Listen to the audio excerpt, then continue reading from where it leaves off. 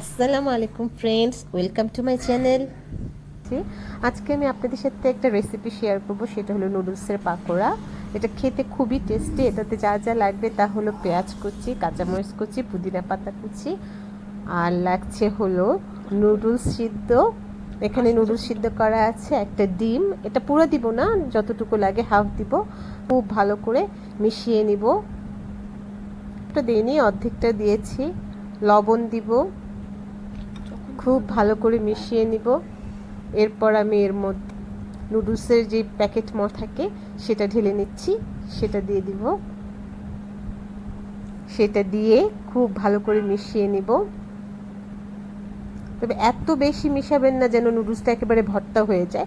আলতো হাতে খুব সুন্দর করে মিশিয়ে নিতে হবে, যেন জিনিসটা খুব সুন্দর হয়, অত ভর্তা না হয়ে যায়। আস্তে আস্তে মসৃণ হাতে এটা খুব সুন্দর করে মেখে নিতে হবে, ভর্তা বানালে হবে না। আর সাথে অল্প একটু ময়দা দিব, একটু বাইন্ডিংয়ের জন্য, যাতে আমি হালকা গোল করে নিতে পারি। সেজন্য আমি অল্প একটু ময়দা দিয়েছি।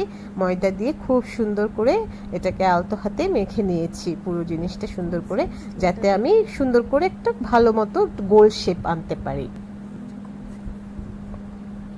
গোল শেপ আনতে পারি সেরকম করে আমি এটাকে মেখে নিয়েছি। তারপর আমি ডুবো তেলে এটাকে লাল লাল করে ভেজে নিয়েছি। ডালটা মাঝারি আঁচে রাখবেন, এটা ভেজে নেবেন। এটা খেতে খুব ভালো হয়। আশা রাখি সবাই ভালো থাকবেন, সুস্থ থাকবেন। বাই।